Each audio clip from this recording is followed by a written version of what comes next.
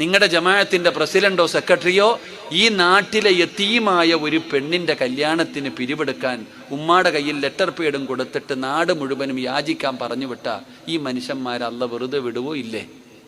നിങ്ങളെന്തോ വെടി കൊണ്ടുപോലിരിക്കണേ, വിടുവോ? അദ്ദേഹത്തെ മാത്രമല്ല, നിന്നെ ഒറ്റ ഒരെണ്ണത്തിനെയും അള്ളാഹു വെറുതെ വിടത്തില്ല. അള്ളാഹു കാത്തിരക്ഷിക്കുമാറാകട്ടെ.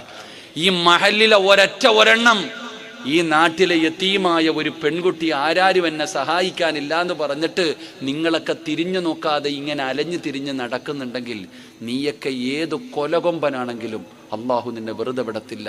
ആ കണ്ണുനീര് നിൻ്റെയൊക്കെ കുടുംബത്തിൻ്റെ ശാപമായി മാറും. അള്ളാഹു കാത്തിരക്ഷിക്കുമാറാകട്ടെ. അള്ളാഹു കാത്തിരക്ഷിക്കുമാറാകട്ടെ. അതാണ് യതീമ്. അതിനെ ബഹുമാനിക്കണം, അതിനെ ആദരിക്കണം.